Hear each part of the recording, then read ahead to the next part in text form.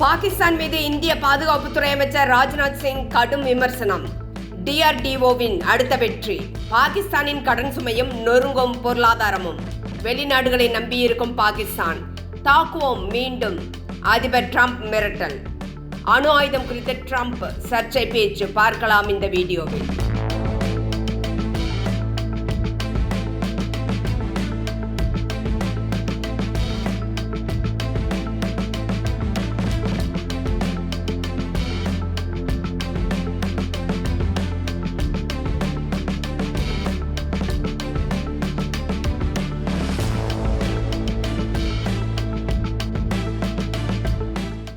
News pulse Tamil அன்பு இதயங்களுக்கு வணக்கம். டெல்லியில் ANI தேசிய பாதுகாப்பு உச்சி மாநாடு நடந்தது. இந்த மாநாட்டில் இந்திய பாதுகாப்புத்துறை அமைச்சர் ராஜ்நாத் சிங் உரையாற்றினார். அப்போது பாகிஸ்தானை சர்வதேச பயங்கரவாதத்தின் மையம் என்று கடுமையாக குறிப்பிட்டார். பாகிஸ்தானுடன் இந்தியா நீண்டகால போருக்கு தயாராக இருந்தது. இருந்தாலும் ஆபரேஷன் சிந்தூர் தன்னிச்சையாக நிறுத்தப்பட்டது என்றார். அவர் பயம் இல்லாமல் பாசம் இல்லை என்ற இந்தி பழமொழியை மேற்கோள் காட்டி பேசினார். அப்போது தீவிரவாதத்துக்கு எதிரான இந்தியாவின் தந்திரத்தில் பயத்தை உருவாக்குவது முக்கியம் என்றார். ஆபரேஷன் சிந்தூர் குறித்து ஓராண்டு கழித்து ராஜ்நாத் சிங் விளக்கமளித்தது என்னவென்றால், ஆபரேஷன் சிந்தூரை இந்தியா தன்னுடைய விருப்பத்தின் கீழ் நிறுத்தியது. எந்தவித திறன் குறைவினால் அல்லது அழுத்தத்தால் அல்ல என்பதை சுட்டிக்காட்டினார். மே 7, 2025 அன்று லஷ்கர்-இ-தொய்பா, ஜெய்ஷ்-இ-முகமது, ஹிஸ்புல் முஜாஹிதீன் ஆகிய பயங்கரவாத அமைப்புகளுடன் தொடர்புடைய கட்டிடங்களை இந்திய இராணுவம் சிந்தூர் நடவடிக்கையின் கீழ் அளித்தது. இந்த நடவடிக்கையில் 100க்கும் மேற்பட்ட பயங்கரவாதிகள் கொல்லப்பட்டனர். இதையடுத்து மே 10 அன்று பாகிஸ்தானின் DGMO இந்தியாவின் DGMOவை தொடர்பு கொண்டதைத் தொடர்ந்து தற்காலிக அமைதி ஒப்பந்தம் ஏற்பட்டது. தொடர்ந்து ராஜ்நாத் சிங் பேசுகையில், பாகிஸ்தான் பயங்கரவாதத்தின் மையமாக இருக்கிறது. பயங்கரவாதத்தின் வேர் காரணங்களை பாகிஸ்தானில் முற்றிலும் அகற்ற வேண்டும். ராவணின் நாபியில் இருக்கும் அமுதம் போன்றது பயங்கரவாதம் என்று ஒப்பிட்டார். அதாவது ஒரு தலையை வெட்டினாலும் மற்றொரு தலை மீண்டும் வளரும் என்பதாகும். அதனால் பயங்கரவாதத்தின் அடிப்படை மூலத்தை முழுமையாக அளிக்க வேண்டும் என்றார். இந்தியா, பாகிஸ்தான் இரண்டும் ஒரே நேரத்தில் சுதந்திரம் பெற்றன. இந்தியா தகவல் தொழில்நுட்பத்தில் சர்வதேச அளவில் முன்னேறியுள்ளது. ஆனால் பாகிஸ்தான் சர்வதேச பயங்கரவாதத்தின் மையம் என்பதில் முன்னேறியிருக்கிறது என்றார். ஆபரேஷன் சிந்தூருக்கு பிறகு இந்தியாவின் பாதுகாப்பு ஏற்றுமதி 62.66% உயர்ந்து 2025-26 நிதியாண்டில் சுமார் 39,000 கோடி அளவுக்கு உயர்ந்துள்ளது. உள்நாட்டு ஆயுதங்களுக்கு சர்வதேச அளவில் அதிக வரவேற்பு கிடைத்தது என்றார். இந்த நிகழ்வில் நாட்டின் 3 படைத்தலைவர்களையும் ராஜ்நாத் சிங் பாராட்டினார். மேலும் அவரது பேச்சில் deep fakes, cyber warfare, AI புதிய சவால்களை உருவாக்குகின்றன. இந்த சவால்கள் எதிர்காலத்தில் அதிகரிக்கும். சுதர்சன் வான் பாதுகாப்பு அமைப்பில் செயற்கை நுண்ணறிவு சிறப்பாக பயன்படுத்தப்பட்டிருந்தது. எதிர்காலத்தில் AI சவால்களுக்கு பதிலளிக்க இந்திய ஆயுதப்படைகள் ஒரு திட்டத்தை உருவாக்கியுள்ளன. இதில் AI, மெஷின் லேர்னிங் மற்றும் பிக் டேட்டா சயின்ஸ் ஆகியவை பயன்படுத்தப்படுகின்றன. இவை அனைத்தும் எதிர்காலத்தில் நம்மை போட்டித்திறன் வாய்ந்ததாக மாற்ற உதவும் என்றார்.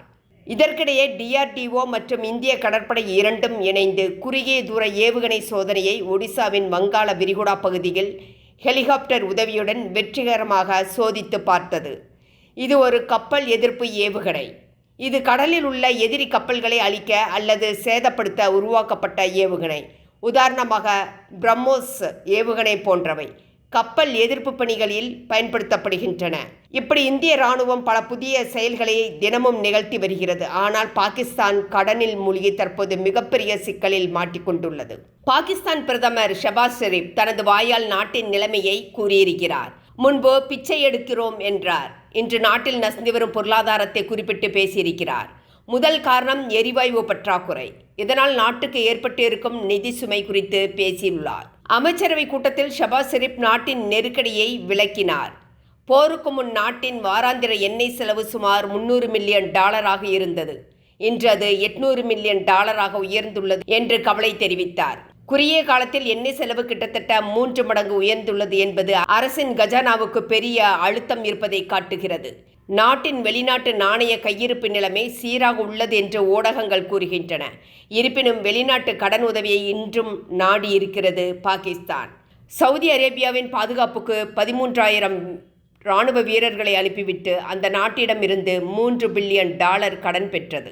இந்த பணத்தை கொண்டு ஐக்கிய அரபு எமிரேட்ஸின் கடனை அடைத்தது பாகிஸ்தான். ஈரான் அமெரிக்கா இடையே போர் பதற்றத்தை குறைக்க பாகிஸ்தான் இராணுவ தலைவர் அசிமுனேர், பிரதமர் ஷெபாஸ் ஷெரீப், துணை பிரதமர் இஷாக்தர் ஆகியோர் ஈடுபட்டுள்ளனர். இப்படி அமைதி பேச்சுவார்த்தையில் ஈடுபட்டு கொண்டே மறுபக்கம் ஈரானில் இருந்து பாகிஸ்தானின் 6 சாலை வழிகளில் திருட்டுத்தனமாக கச்சா எண்ணெய் இறக்குமதி செய்கிறது. ஹார்மோஸ் நீரிணையை ஈரான் மூடியது. அங்கு அமெரிக்காவும் ஈரானில் இருந்து எண்ணெய் ஏற்றிய கப்பல்கள் வெளியேறாமல் தடுத்து வருகிறது. ஆனால் பாகிஸ்தான் சாலை மார்க்கமாக ஈரானில் இருந்து எண்ணெய் கடத்தி வருகிறது. இது அமெரிக்காவுக்கு செய்யும் துரோகம் இல்லையா? பாகிஸ்தானில் மூச்சு முட்டும் அளவிற்கு பொருளாதார நெருக்கடி கழுத்தை பிடிக்கிறது. உடனடி தீர்வு எதுவும் இல்லை. பெரும்பாலான நடவடிக்கைகள், சலுகைகள், வெளிநாட்டு உதவி, தூதரக பேச்சுவார்த்தைகள் என்ற தற்காலிக நிவாரணம் பெற்று வருகின்றனர். உள்நாட்டு எரிசக்தி உற்பத்தி திறன் இல்லை, மாற்று எரிசக்தி இல்லை, நீண்டகால பொருளாதார சீர்திருத்தங்கள் இல்லை. இதனால் பாகிஸ்தான் நாளுக்கு நாள் பெரிய அளவில் பாதித்து வருகிறது. பாகிஸ்தான் பெரும்பாலும் வளைகுடா நாடுகளில் வசிக்கும் தனது நாட்டு மக்கள் அனுப்பும் பணத்தை நம்பியிருக்கிறது. தற்போது அதற்கும் சிக்கல் ஏற்பட்டுள்ளது. ஐக்கிய அரபு எமிரேட்ஸ் பாகிஸ்தான் மக்களுக்கு பணிபுரிய விசா வழங்குவதில்லை, கட்டுப்பாடுகளை கொண்டு வந்துள்ளது. போர் பாதிப்பும் பெரிய அளவில் பொருளாதார ஷாக் கொடுத்துள்ளது. நாட்டில் ஒவ்வொரு ஆண்டும் வேலைக்கு சேரும் வயதில் இருக்கும் இளைஞர்களின் எண்ணிக்கை 2 மில்லியனாக அதிகரித்து வருகிறது. மக்கள் தொகையும் அதிகரிக்கிறது. வேலை வாய்ப்பு இல்லை. கடந்த 10 ஆண்டுகளில் மட்டும் 50 லட்சத்துக்கும் அதிகமான பாகிஸ்தான் மக்கள் வளைகுடா நாடுகளுக்கு சென்றுள்ளனர். குறிப்பாக சவுதிக்கு 30 லட்சம் பேரும், ஐக்கிய அரபு எமிரேட்ஸுக்கு 2 மில்லியன், அதாவது 20 லட்சம் பேரும் வேலை தேடி சென்றுள்ளனர். பாகிஸ்தான் மக்கள் பொதுவாக சவுதி, ஐக்கிய அரபு எமிரேட்ஸ், கத்தார், பஹ்ரைன் ஆகிய நாடுகளுக்கு சென்றுள்ளனர். 2025 நிதியாண்டில் பாகிஸ்தான் தொழிலாளர்கள் வெளிநாடுகளில் இருந்து $38 பில்லியன் அதிகமான பணத்தை தாய்நாட்டுக்கு அனுப்பியுள்ளனர். அதில் சுமார் 54% வளைகுடா நாடுகளில் இருந்து வந்துள்ளது. சவுதியில் இருந்து மட்டும் சுமார் $9.5 பில்லியன் அளவில் பாகிஸ்தானுக்குள் வந்துள்ளது. அதைத் தொடர்ந்து ஐக்கிய அரபு எமிரேட்ஸிலிருந்து சுமார் $8 பில்லியன் வந்துள்ளது. இந்த பணத்தை பாகிஸ்தான் மக்கள் தங்களது உள்நாட்டு தேவைகளுக்கு தான் செலவிடுகின்றனர். இந்த வகையில் பணம் வருவது பாகிஸ்தானின் மொத்த உள்நாட்டு உற்பத்தியில் 10% ஆகும்.